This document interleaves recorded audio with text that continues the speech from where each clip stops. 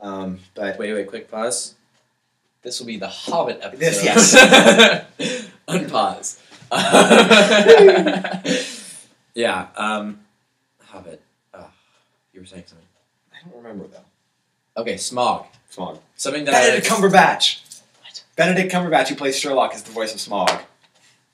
That's amazing. So Smaug in the book, they literally went to the mountain and they got there and they were like, okay, what do we do now? It's like, okay, you're the burglar. You go burgle. And he was like, what the fuck are you talking about? I'm one small little hobbit. How did you think I would be able to take all of this treasure out of there under the nose of a dragon?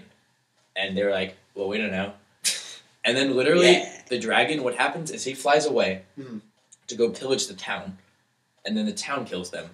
And they don't ever talk about the dragon. Yeah, that's right. So the dragon, that's how the dragon died. So, spoiler, put a spoiler alert there. So that's how he dies. And they never really, like, mention that. I don't know. They don't. They're like, oh yay, cool, the dragon died. That's tight. That's about it. Yeah, I mean, I kill the dragon or anything.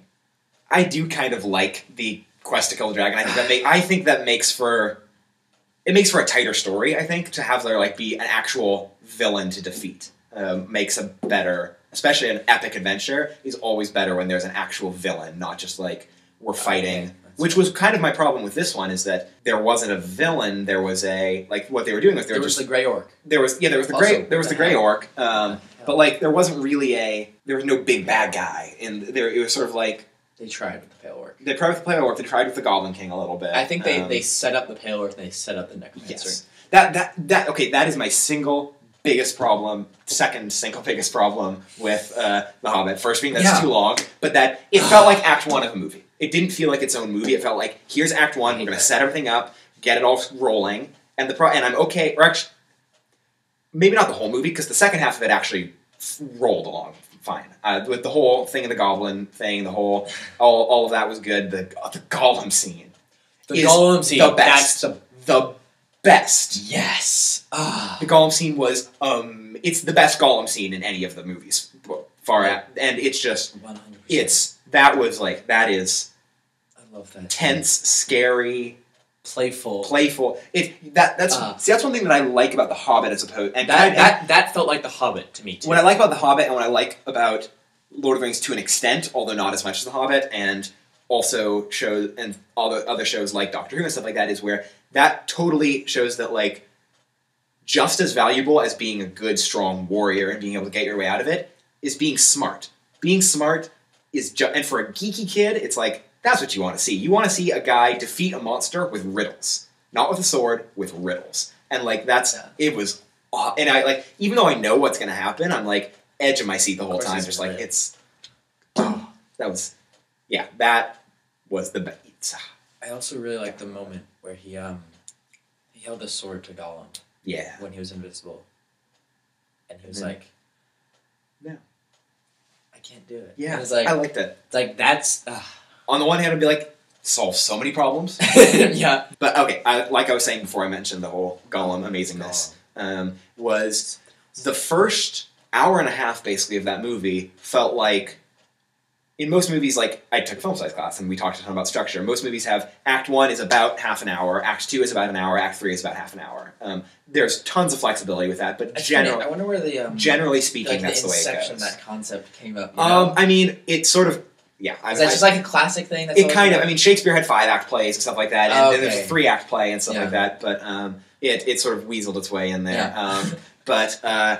You have the Act 1 is the setup. It introduces everything, introduces the problem, introduces the characters. Act 2 is actually the story. It's here's how we're going to do it, and then Act 3 is something else happens, and now that that's happened, we're going to finish like stuff up. Go to a climax. So like, let's see. I'm trying to think of some of the movies we watched. We watched. In Toy Story, Act 1 is introducing Woody, introducing Buzz, introducing their dynamic. Act 2 is Woody... first half Act 2 is Woody trying to deal with Buzz at home. After that, it's Woody trying to deal with Buzz at Sid's house. And then at the end of Act 2, it's, okay, the problem is, will Woody be able to... will Woody... be able to become Andy's favorite toy again. That's what the movie is about. Yeah. At the end of Act 2, the answer is no, but it's that he doesn't care anymore. He doesn't care if he's Woody's favorite toy. He just wants to get home. And so then him and Buzz through Act 3, let's race to the finish and get home. The problem with The Hobbit is The Hobbit was Act 1 for an hour and a half, and then cool Act 2 stuff. But there was not really, there was kind of a resolution, but it just, which... It's too much preparation. It's too much prep work. And I love the Necromancer. The Necromancer sounds like an awesome villain. I'm excited for that. I like the Grey Orc. I'm okay. It's kind of cool. The revenge thing is kind of fun. It doesn't make too much sense, but it seems Lord of the Ringsy and fun. And I don't know. The Grey Orc, like, first off, Pale Orc. I screwed that up earlier. But Pale Orc, at first I didn't like him because I was like, because the first time I ever saw it, I was like, why did they need this in here? Why did they have that? Why didn't they have blah blah? Me being book, like, wanting it to be like the book and not expect blah blah blah. But then I said again blah blah, and Pale Orc, I wish they would have done it more. Yes. They could have made him a bigger villain. That's the problem with this movie, is there is no one central villain. It's you have the Pale Orc for part of it. Yeah. Like, they introduce the Necromancer, but then get rid of him. They have the Pale Orc shows up a couple times and is really effective and interesting and a cool villain when he does show up, but he's not there for enough to be an actual, like, constant threat. Yeah. And then there's the whole sequence of the Goblin thing, and then there's Gollum is there for a bit, and so it's that, like, there's no, who is the main bad guy they try to defeat during this movie? You don't know. They fight the Pale Orc, and then they fight Goblin King, and then they fight, he fights Gollum, and they fight the Goblin King again, and then they fight the Pale Orc again. And it's like, and what I hope is that the next movie, it's that there's Smaug and the Grey Orc are the two big bad guys, and that's kind of all they're going to focus on. And I hope that happens. Because that would make things much more... If they had done the Pale Orc a lot more, I wanted to see him, like, team up with these villains. So, like, I wanted them to have these, like, kind of chaotic villains. It's like, why do you have 3 villains? It's like, oh, that's why you have 3 villains, because they're going to be together. The Pale Orc, the Spider-Man 3 problem.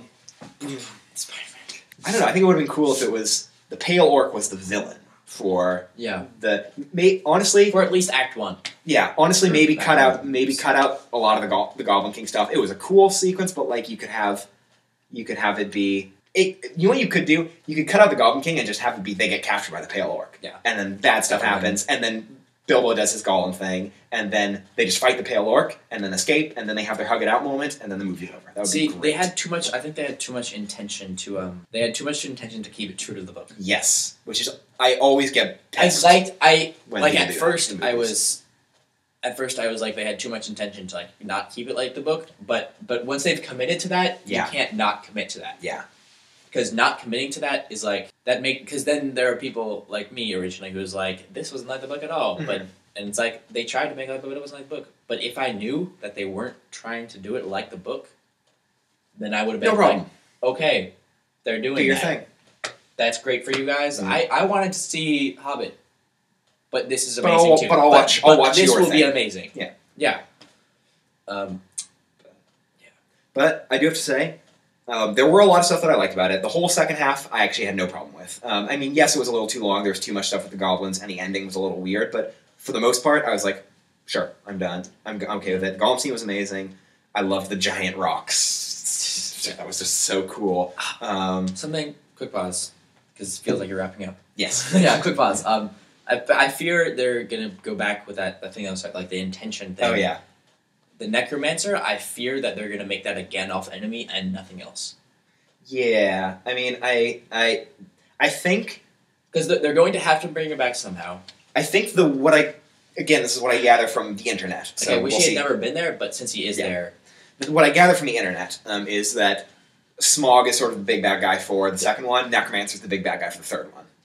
Interesting. And with the idea being that the third one is going to be sort of the bridge between that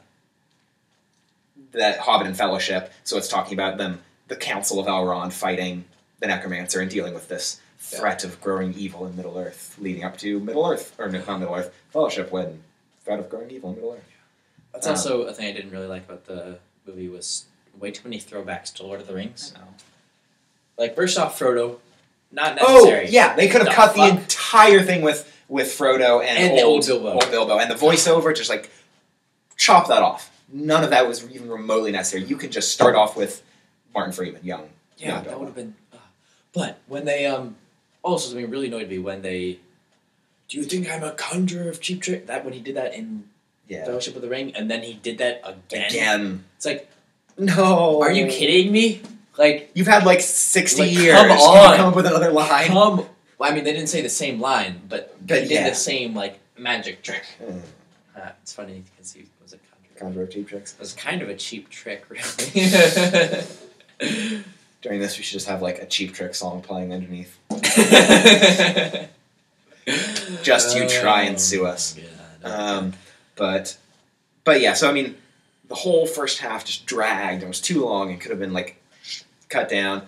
Then the second half could have been awesome. But the one thing I'm very excited for the next movie is because they've gotten all the introduction out of the way. So the next movie can just be an adventure movie. It can be, let's just go, fight the dragon, fight the necromancer, do our stuff. It's going to be, I think the next one will be, I kind of think the second one's probably going to be the best, because it'll be the most Hobbity, and it'll be, you don't have to worry about ending the big story, and you don't have to worry about starting the big story. You just have the story. It's funny, tying this all back to the original. It's probably a big reason why people didn't like Serenity. Yeah. Yeah. Wow. Yeah. God, we got stuff to keep us going for weeks. We're golden, man. Okay, how about rating it? Oh, rating it on multiple. We'll do multiple scales. Okay. Expectation, excitement for new movies. How good? I don't know. I don't even know. So like excitement for that's the only one that I like so far. excitement for new movies. How excited are you for the next one? Yeah, me out of 10, I'm like, with like a 10 being. Oh my goodness, Jesus Christ! I can't wait. It's gonna be the greatest thing in the world. I was thinking like a 10 being Firefly being remade. Oh yeah. Like a 7 or an 8. Yeah, I'm about there. 7 or an 8. And 10 remembers Firefly being remade. You know what? Maybe a 6. Yeah, because here's the thing. Because 10, that's a high 10. The new movie. The thing is, the new movie is going to happen, and I'm excited. I think it's going to be good. I'm going to go see it, but at the same time, I'm totally content being like, whatever. I'll just wait till it happens. I'm not pining for it in really any way, but I know it. I think it's going to see the opening premiere. Yeah. Oh, I'm sure I will too. But my thing is like, you know what? I just think it's going to be good, and I'm excited that it's happening, but I don't. That is not going to dominate my life until it comes out the way that like other movies. The new Avengers will. The new Avengers. Or Iron Man. I saw the trailer for Iron Man 3 yesterday. The new Star Trek. The new Star Trek I'm so pumped for. Man of Steel. Really Pacific Rim. I'm so excited for Pacific Rim. I saw that Jingo yesterday, and I saw on the way out, I was looking, there was a sign that just had Wolverine. And I don't know if it was Hugh Jackman. I have never seen an X-Men movie. Really? Never seen it. I just, for some reason, I know, I should see him. For some reason, I've never seen. But, yeah, okay, so but I'm 6. And super excited for, there's the new Edgar Wright, who's the guy who did Shaun of the Dead, Hot Fuzz, and Scott Pilgrim. He has a new, it's a new movie that's him, Simon Pegg, and Nick Frost, is coming out. And is this a red? No, it's called The World's End, I think. Oh. So it's about... Yeah, I've seen that commercial for that. I'm so excited for that. That is the movie I'm most excited for, because Edgar Wright's my favorite filmmaker. 3 or 4 science fiction movies. Yeah. For the, like, in the commercials for the Hobbit. Oh, yeah. There was like Oblivion, the Tom Cruise one looked cool. The Will Smith one looked cool. And then Star Trek. I want to see all of them. Is it? Yeah. I have to say, this says more about how excited I am for Star Trek than what I thought about The Hobbit. My favorite part about watching The Hobbit was seeing the Star Trek preview. That was my favorite part.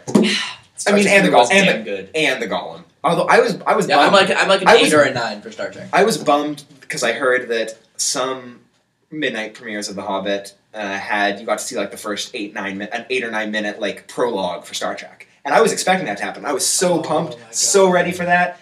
Didn't happen at my screening. Apparently, there was only like a handful of ones in like Los Angeles and stuff. So that sucks. Yeah, Star Trek.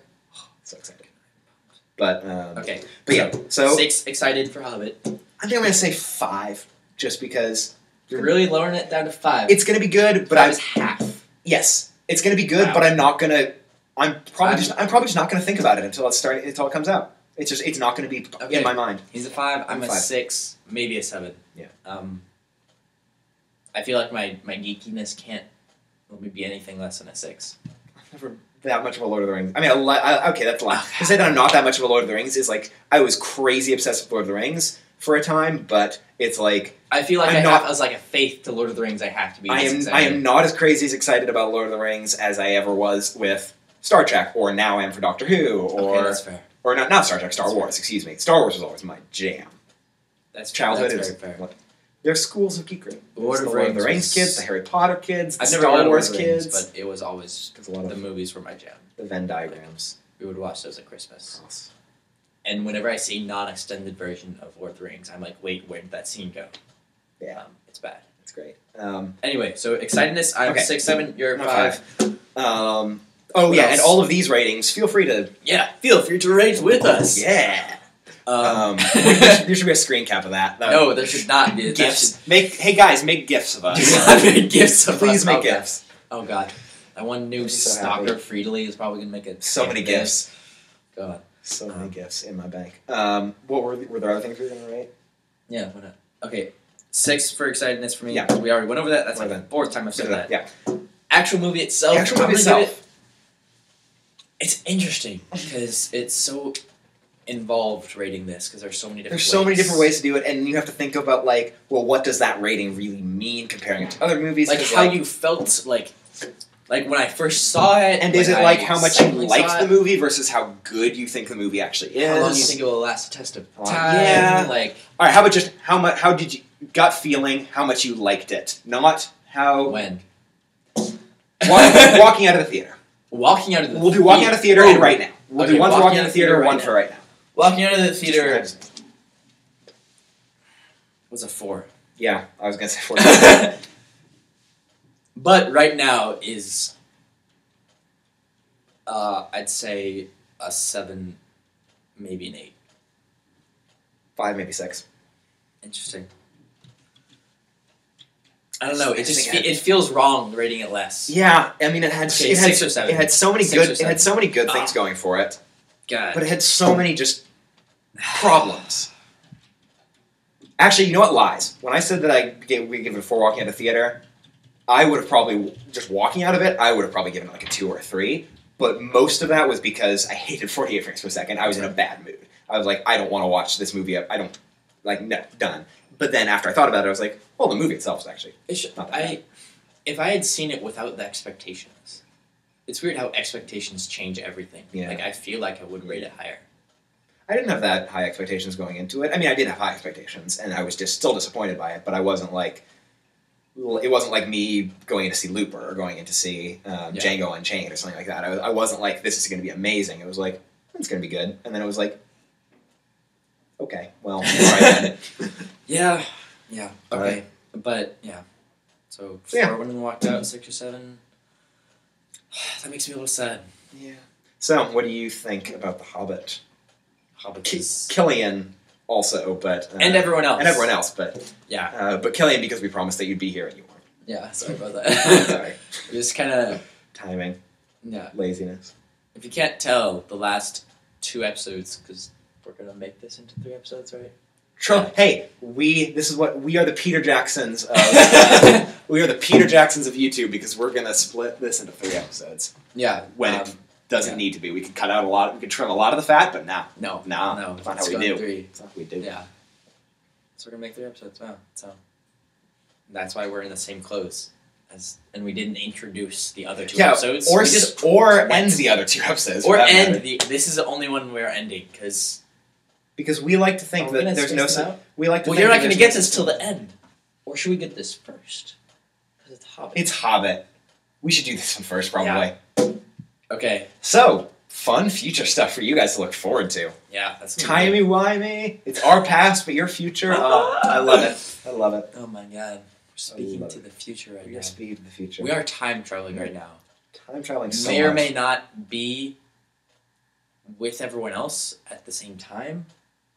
So we're just traveling through time at a constant rate. So that's one of my favorite jokes. I don't remember whose it is, which makes me upset. What? But it's one. I saw this one comedian says, I have a time machine, but it only goes forward and moves at regular speed. It's actually just a cardboard box that I wrote time machine on.